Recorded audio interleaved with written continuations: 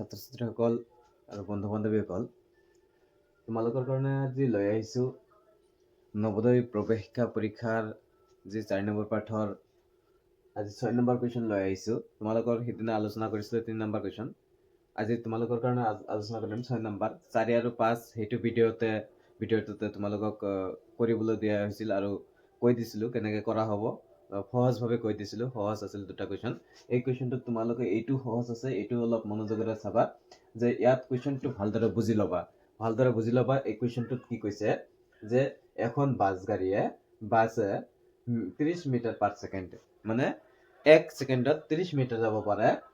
গতি কৰিলে মানে 1 ছেকেণ্ডত গতি কৰে কিমান, স্পীড কিমান তাৰ 30 মিটাৰ এটা ছেকেণ্ডত। গতি কৰিলে আধা মিনিট মানে 30 ছেকেণ্ড। 1 ছেকেণ্ডত যাব পাৰে 30 মিটাৰ, 1 ছেকেণ্ডত যাব পাৰে 30 মিটাৰ, তেনেহ'লে আধা মিনিট অৰ্থাৎ 30 ছেকেণ্ডত কিমান দূৰত্ব অতিক্ৰম কৰিব।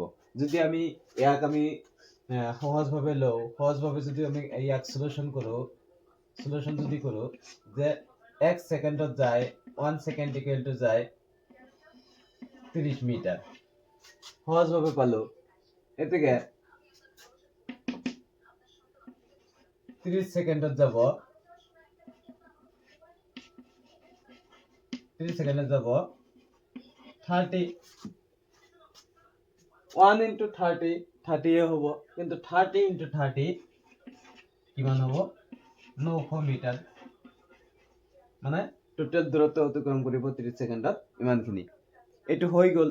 আৰু যদি তোমালোক কোৱা নাই এইটো সূত্ৰ হিচাপত কৰি চোৱা কি আছে, গিভেন দিয়া আছে s speed equal to 30 metre per second. Speed equal to 30 metre per second. আমার টাইম দিয়া আছে, টাইম কিমান দিয়া আছে তোমালোক চাবা যে আধা মিনিট অর্থাৎ 30 সেকেন্ড। আধা মিনিট অর্থাৎ 30 সেকেন্ড। আমাক কি ওলাব দিছে, ডিসটেন্স, দূরত্বটো ওলাব দিছে, দূরত্বটো দেয়া নাই। যদি আমি জানো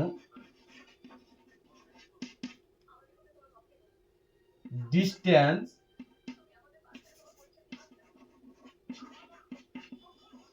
দূরত্ব,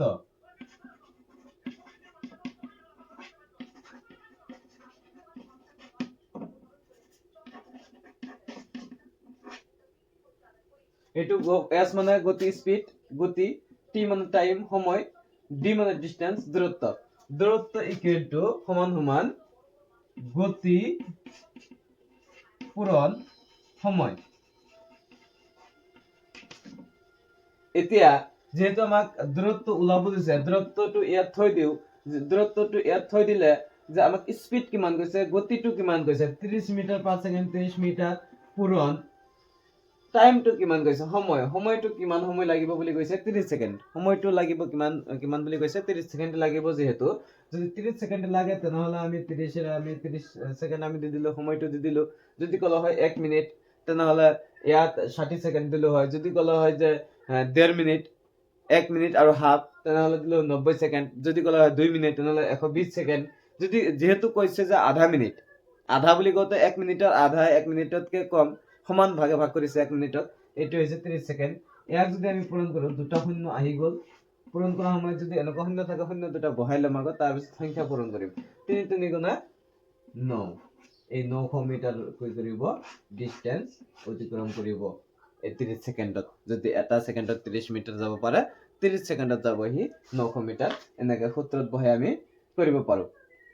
আন এটা তোমালোকৰ কুৱেশ্যন তোমালোকক দিয়া হৈছে যে আন এটা কুৱেশ্যন তোমালোকক ইয়াত দিছে,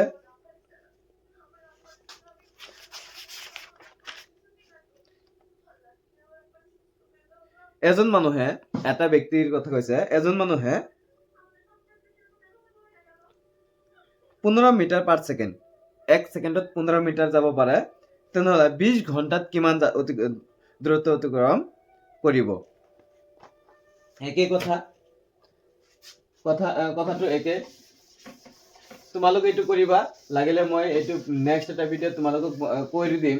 এইটো অলপ উদাহৰণ দি দিওঁ যে মিটাৰ পাৰ ছেকেণ্ড, যেহেতু কিলোমিটাৰলৈ কিমান দূৰত্ব অতিক্ৰম কৰিব কিলোমিটাৰলৈ ল'ব দিছে, সেইকাৰণে আমি কি কৰিম 20 ঘণ্টাৰ কথা কৈছে ঘণ্টা, তেনেহ'লে আমি এই গতিটো স্পীডটো আমি মিটাৰ পাৰ ছেকেণ্ডৰ পৰা কিলোমিটাৰ পাৰ আৱাৰলৈ লৈ যাব লাগিব।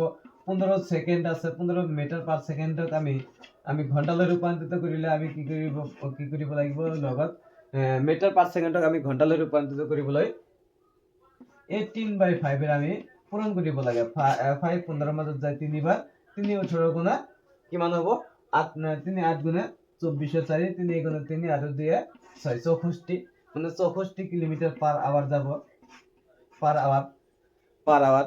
এতিয়া স্পীড পাই গ'লো, এতিয়া স্পীড পাই গ'লো। টাইম আমাক দিয়া আছে 20 ঘণ্টা 20 আৱাৰ, ডিস্টেন্স আমাক দিয়া নাই। তেনেহ'লে আমি কি কৰিম, distance equal to speed into time. Distance equal to speed into time. Speed কিমান আছিল 64 ইনটু 20 টাইম, শূন্যটো বহাই দিলো, 2 4 গুণা 8, 2 6 গুণা 12, 1280 কিলোমিটাৰ, 1280 কিলোমিটাৰ ই অতিক্ৰম কৰিব, ডিস্টেন্স অতিক্ৰম কৰিব। এনেদৰে সহজভাৱে তোমালোক কৰিবা, সূত্ৰৰ মতে পেলাই তোমালোক কৰিবলৈ চেষ্টা কৰিবা। যদি নোৱাৰা কমেন্টত জনাই দিবা, মই নেক্সট এটা ভিডিঅ' বনাই তোমালোকক এইটো ভালদৰে বুজাই দিম। যদি বুজি নোপোৱা বা এইটো ভিডিঅ'ত যদি তোমালোক বুজি নোপোৱা থাকা, তেনেহ'লে এইটো ভিডিঅ'ৰ কথা ক'বা যে বুজি পোৱা নাই বুলি, মই আৰু ভালদৰে বুজাই দিবলৈ চেষ্টা কৰিম। আশা কৰোঁ তোমালোকৰ কাৰণে এইটো ভাল হ'ব। চেনেলটো ছাবস্ক্ৰাইব কৰি তোমাৰ বন্ধুবৰ্গৰ ওচৰত ভিডিঅ'টো শ্বেয়াৰ কৰি দিবা, সিহঁতকো ক'বা চেনেলটো ছাবস্ক্ৰাইব কৰিবলৈ।